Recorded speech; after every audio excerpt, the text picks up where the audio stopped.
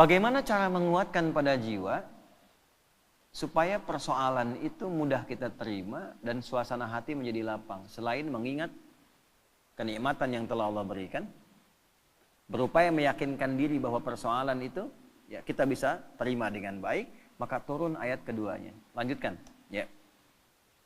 Fa inna ma'al usri yusra. Nomor 5. Fa. Kita ngaji pakai ilmu nahwu ya. Fa harfu atfin rabitin baina syai'aini bila hudud.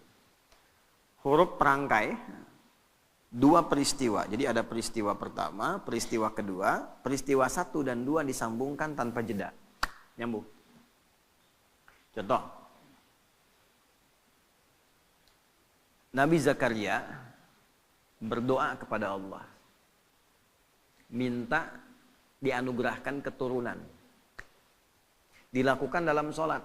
Surah Ali Imran di ayat 38. Hunalika da'a Zakaria rabbah qala rabbi habli min ladunka dzurriyyatan thayyibah innaka sami'un du'a.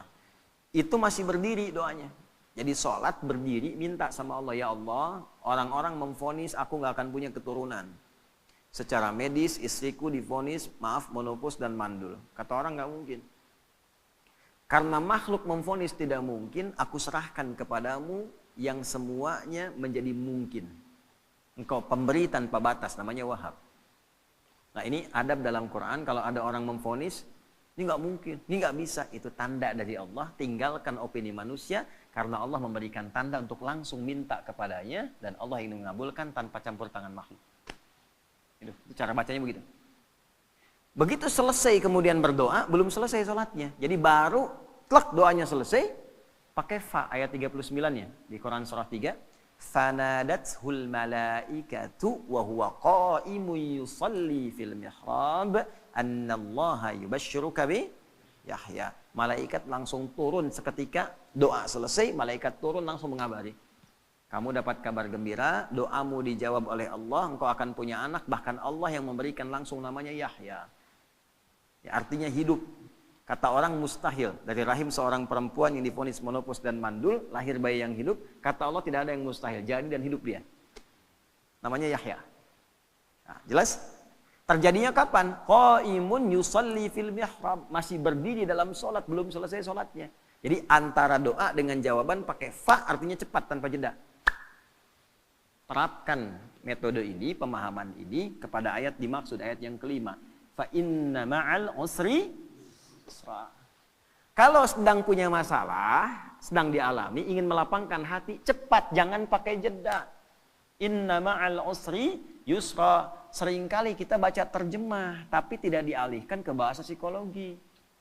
Sungguh, di dalam kesulitan itu ada bahasa gampangnya begini, pasti selesai.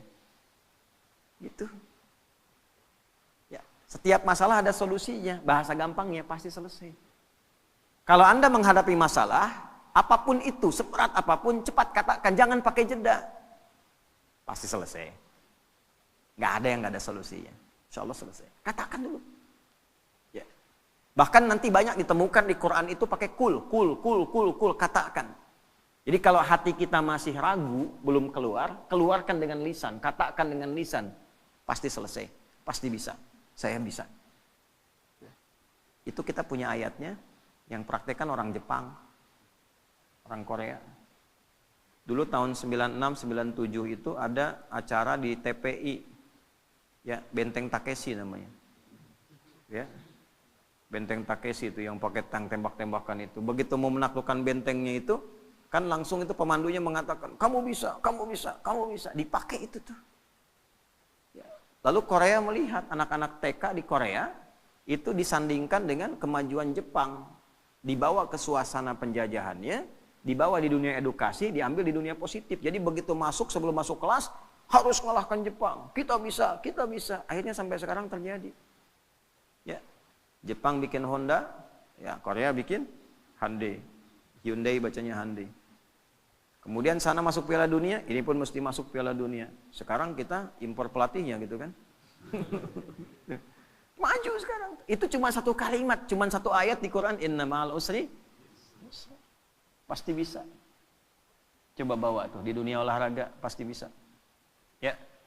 Kalau bawa atlet ini bisa, nggak ada yang nggak bisa, bisa. Nah katakan itu. Waduh, tapi ini mah lawannya. Katakan, tidak ada yang tidak mungkin. Bisa. Bisa aja dulu gitu. Perkara nanti melawannya bagaimana, itu ikhtiar. Bisa aja dulu. Ya. Lakukan dulu, tugas sempurnakan. Misi selesaikan. Ya. Yang pertama dilakukan itu, tanamkan pada diri kita. Ini bisa, nih. Nggak ada yang nggak bisa. Nah itu seorang muslim begitu. Dan itu digunakan sifat ta'zimun nafsi. Bahasa bebasnya gini, kamu masih nggak yakin dengan saya? Katanya iman. Kau beriman sama saya, tapi ragu dengan ketentuan saya. Berarti kurang sempurna imannya. Ya. Nah kalau masih ragu, dikuatkan yang kedua. Ini bukan pengulangan, di Quran nggak ada pengulangan. Kaidahnya berbunyi begini, takkidun lima'nan jadid, taksisun lima'nan jadid. Jadi kalau ada seperti diulang, itu sebetulnya penguat kepada makna yang baru, beda dengan yang sebelumnya. Contoh di surat Ar-Rahman itu, fabi ayyi ala'i rabbikuma tukadziban. Berapa kali disebutkan itu? Itu bukan diulang, karena fabi ayyi ala yang kedua beda dengan yang pertama. Fabi ayyi ala yang ketiga beda dengan yang kedua dan yang pertama. Itu dahsyatnya Quran. Nanti kalau sudah masuk surat Ar-Rahman itu, ya kita coba bisa bahas dari 1 sampai yang terakhir itu. Itu antara 1, kedua, ketiga sampai ke terakhir beda semua. Ya. Nah ini yang kedua, seakan-akan kita menemukannya seperti pengulangan. 1, fa inna ma'al usri yusra. 2, inna ma'al usri yusra. Bagaimana menerjemahkannya? Ya, katakan pada dirimu, masalah ini pasti selesai. Tidak ada masalah yang tidak ada solusinya. Kalau kamu belum yakin juga, nah, tegaskan pada jiwamu, pasti selesai. Gitu. Jelas? Tidak. Kalau belum yakin juga, tegaskan pada jiwamu. Innama, pakai taukid lagi. Ya, gini, pakai ilmu alatnya. Alatnya namanya di i'rab. Inna harfu nasbin wa taukidin tansibul isma wa tarfa'ul khabara mabniyun 'alal fathi la mahalla lahu minal i'rabi. Ya, paham? Tidak. Inna harfu nasbin wa taukidin, huruf nasab. Apa itu nasab? Kalau belajarnya di nahwu sampai di harokat saja. Huruf yang menjadikan kalimat itu berharokat fathah. Kalau jamak pakai kasrah. Kalau kita ngajinya pakai balaghah, nasab itu ungkapan menanamkan sesuatu dengan kuat tanpa goyah. Nasabar rajulu asahu fil ardi, seseorang menancapkan tongkat di bumi, di tanah, tidak goyah, kuat. Kalau ada kalimat pakai inna di depannya, artinya tancapkan informasi itu dalam hati, jangan pernah ragu. Fa inna ma'al usri yusra, cepat tancapkan dalam hatimu, pasti selesai. Pasti selesai, tapi ya Allah kapan selesainya? Tancapkan di hatimu. Yang kedua muncul, pakai taukid. Kan sudah aku tegaskan, tancapkan di hatimu. Jangan berikan celah ragu. Nah itu maksudnya yang kedua itu. Kadang kan masih ada begitu. Ya, udah berangkat, siap laksanakan. Tapi bagaimana Pak keadaannya? Masih nanya aja berangkat. Nah, kalau kita pakai rumus di depan, pakai na, dibalik lagi. Kamu masih nggak percaya dengan keagunganku? Iman kita disoal di situ. Jadi kalau pakai bahasa tingkat tinggi jadi begini. Kamu masih beriman nggak sama aku? Gitu kan? Kan bahasa kita kadang-kadang begitu. Kamu percaya nggak sama saya?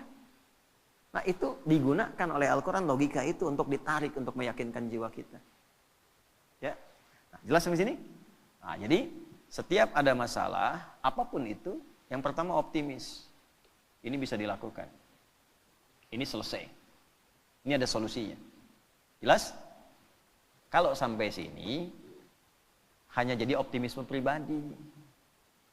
Solusi belum tentu datang. Cuman sampai ke ketenangan. Karena itulah Allah sempurnakan ayatnya. Fa'idha faraghta. Nah, pakai fa lagi, kita pakai ilmu yang tadi. Walaupun hati sudah tenang, tidak menghilangkan ikhtiar kita untuk menyelesaikan persoalan. Kalau sudah tenang, cepat selesaikan dengan ikhtiar. Jangan ditunggu. Alhamdulillah ya Allah, saya sudah tenang. Terima kasih ya Allah. Kini giliran mau menyelesaikannya. Oh tidak. Allah menuntun kita yang ikhtiar. Pakai ilmunya. Pakai tenaganya. Ya. Baik.